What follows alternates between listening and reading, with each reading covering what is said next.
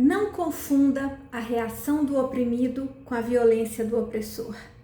Vamos tomar um café? Quero começar aqui contando uma história para vocês. Há 2 anos, eu estava participando de um evento democrático e um evento onde a gente tinha lideranças que se reuniam para poder debater de uma forma incrivelmente democrática sobre a implantação de seus interesses, para atender a coletividade. E nesse evento, é um evento muito sério, é o evento mais democrático e bonito que eu já tive a oportunidade de participar. E nesse evento, nessa época, esse grupo de pessoas foi contaminado por um grupo que começou a se apropriar do seu lugar de fala para poder distorcer as propostas, construir narrativas e de não serem de fato porta-vozes dos coletivos locais, que seriam então de fato o propósito dessas pessoas, dessas lideranças que se organizavam então para estar lá nesse ambiente democrático, para poder debater e votar sobre ações para os seus desenvolvimentos. Bom, a gente está vivendo um momento onde é valorizado o ódio, e onde o ódio ele é usado como discurso, como narrativa para fundamentar as ações. Então, a gente está aqui num momento político, num ano eleitoral, onde vai falar assim, eu vou votar no Bolsonaro porque eu odeio o Lula, ou eu vou votar no Lula porque eu odeio o Bolsonaro.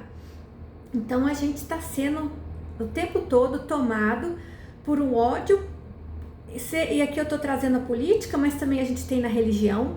A religião, aqui dá outro debate, mas quantas guerras não são motivadas pela religião, seja em nível mundial, seja aqui no bairro que a gente mora, onde, enfim, o ódio ele é usado como justificativa, para justificar uma ação, e mais do que justificado, ele vem sendo legitimado pelo coletivo. E aí, nesse grupo não diferente do que a gente está vivendo, a gente começou a perceber esse movimento, então, onde um grupo detentor de uma narrativa, capacitado inclusive pelo dom da oratória, começou a construir argumentos justificados no ódio e começaram a impor essas ideias, e de uma forma violenta, de uma forma agressiva e de uma forma até criminosa. Nesse ambiente eu também tinha um lugar de fala, e um lugar de fala privilegiado, por vários motivos. E em determinado momento, ao perceber a onda, porque as pessoas, o Jung, ele fala muito de um fenômeno que é o contágio psíquico. Quando então começa a se inflamar, as pessoas começam a se inflamar, as outras vão se inflamando também e começam a gritar, nem elas sabem pelo que mais, elas são contaminadas, elas são contagiadas por aquilo que estava acontecendo. Então foi levantado um ambiente de ódio, e esse ambiente de ódio foi sendo meses alimentado, foi sendo meses incentivado, proliferado intencionalmente para poder culminar nesse momento de debate. E aí a gente teve, eu comecei a perceber um movimento de um terço. Um terço dessas pessoas era essa detentora da narrativa do ódio, e que essas pessoas inclusive usam as redes sociais, usam a internet para poder fomentar esse ódio, porque é muito mais fácil você fazer isso aqui atrás das câmeras do que se posicionar.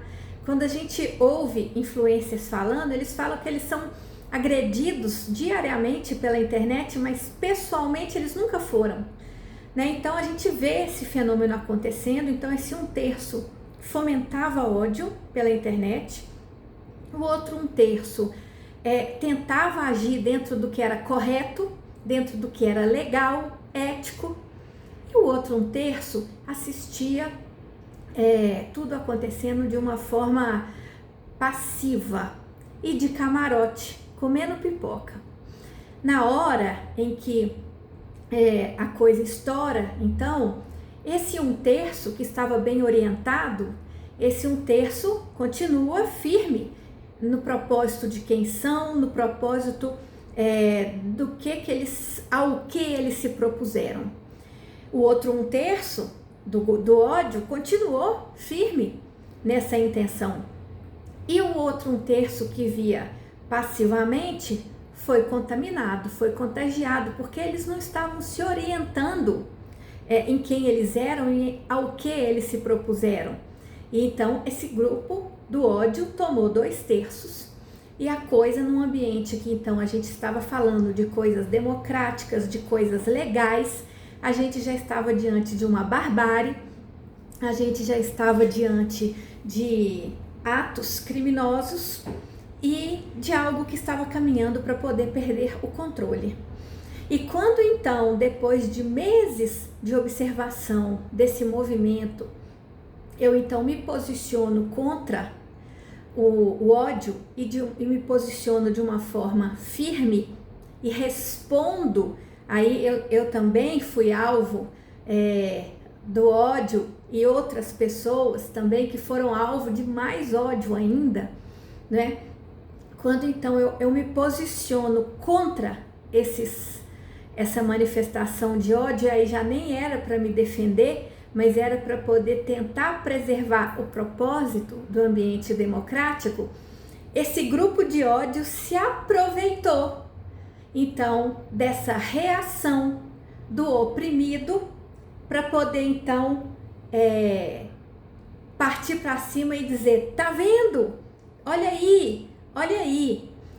Então, essa é uma estratégia, gente, que ela foi colocada e apresentada por um líder norte-americano negro chamado Malcolm X. Se você não conhece, te convido a conhecer. Inclusive, se você buscar na internet, você vai encontrar várias frases sobre ele. E nós temos muito que aprender sobre com os oprimidos, né? Eu tenho um lugar de fala de uma experiência pessoal, mas que não chega nem perto do que tantas outras classes vivem desde que o mundo é mundo, né? A população negra, nós estamos aí no momento da mulher, da misoginia, da população LGBTQIAPN+, das crianças, dos idosos. Então a gente tem, desde que o mundo é mundo, grupos vulneráveis, onde eles são massacrados cotidianamente, a população de rua, eles são massacrados todos os dias, e aí a hora que eles reagem, então usa-se essa reação deles, espera-se que essas pessoas precisem, esses grupos vulneráveis, esses grupos estigmatizados, porque nem são vulneráveis muitas vezes, mas são estigmatizados, eles tenham que reagir de forma pacífica e passiva. Nada contra o pacifismo, mas a passividade, ela também é um lugar de ação, que é tudo o que o opressor não quer. O opressor não quer que o oprimido se posicione. Ele não quer nem que ele exista, porque se é um opressor, o opressor quer que somente ele exista. E aí eu quero trazer nessa experiência, você pode também dizer nessa experiência que eu vivi, é porque você era uma mulher. Não, definitivamente não existia ali algo misógino, mas existia algo político, onde inclusive os homens estavam sendo perseguidos, mas o que estava sendo perseguido era o correto. o legal, inclusive.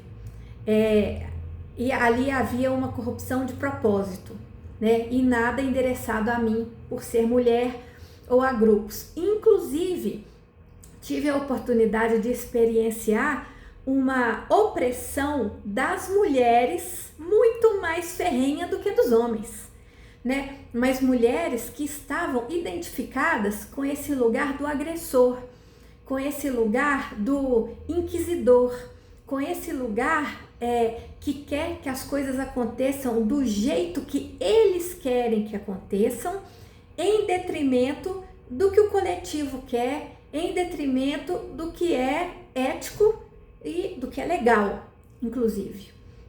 Então, e eu queria compartilhar essa experiência com vocês, porque eu estava assistindo ontem o Roda Viva com a Erika Hilton, e em determinado momento, uma jornalista pergunta para ela, fala assim, olha, você se queixa do ódio que é endereçado até você e que as pessoas agem em você de forma agressiva, mas você também responde com agressividade. Você não acha que você está fomentando isso? E aí a Erika cita o Malcolm X e ela coloca, ela contextualiza, ela coloca dessa estratégia de pegar um recorte, aplicar esse recorte dentro dos interesses de quem está fazendo isso. Isso acontece de todos os lados, tá, gente? Políticos, religiosos, numa discussão dentro de casa, numa briga em família, né? Isso é o famoso telefone sem fio, né? Isso acontece, mas com redes sociais isso potencializa demais. Então ela coloca aquilo e ela fala, olha, naquele momento eu estava vindo de onde ela é citada ali, de um momento em que ela apela. Ela fala, naquele momento eu estava vindo de muitos dias de ameaça de morte, de agressão de todo tipo e de pinturas sendo feitas minhas, nua, e divulgadas essas pinturas nas redes sociais, expondo meu corpo e até a minha atuação parlamentar ao ridículo. E aí ela fala, eu não sei se você já passou por isso. E a jornalista insiste, e a jornalista coloca assim, mas você não acha que você devia rever essa postura? E aí, né, a Erika Hilton cita o Malcolm X, e aí eu fiquei realmente, me remeteu a isso que eu vivi. E aí eu comecei a ver ali uma pouca empatia da própria jornalista.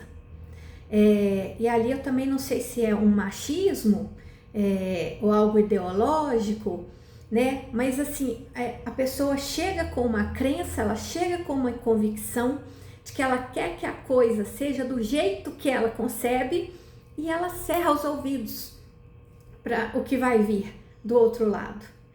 E para além de qualquer outra coisa que esteja por trás, religião, política, o que for, aqui eu não quero falar disso, eu quero falar de relacionamento humano, né? Nesse lugar que eu trabalho, eu fiquei pensando naquela jornalista, né? O que ela espera de alguém que está sendo ameaçada de morte reiteradamente, o que ela está sendo exposta ao ridículo, que ela está sendo difamada. Eu preciso lembrar vocês que calúnia, difamação, injúria continua sendo crime, né? Tá tão banalizado, né, que a gente está normalizando.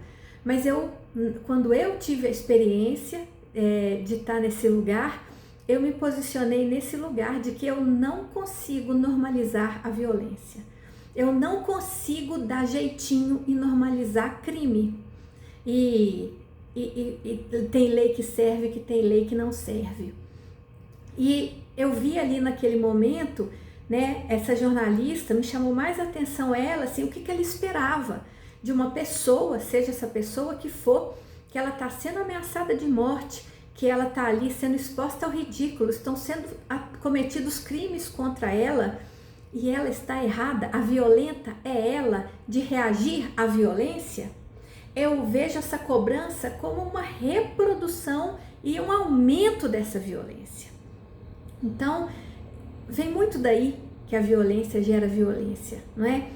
E eu quero te convidar para você olhar para essa frase do Malcolm X. Não confunda a reação do oprimido com a violência do opressor. De uma forma desavisada, com frequência, nós nos deixamos cair nessa lábia, nessa narrativa de que a reação do oprimido é ela que é a violência e não a violência do agressor, do opressor. Essa a gente deixa passar, mas a resposta daquela pessoa não, porque ela não poderia nem existir. Só poderia existir o ego daquele que está oprimindo. Fica a dica aí desse café para você.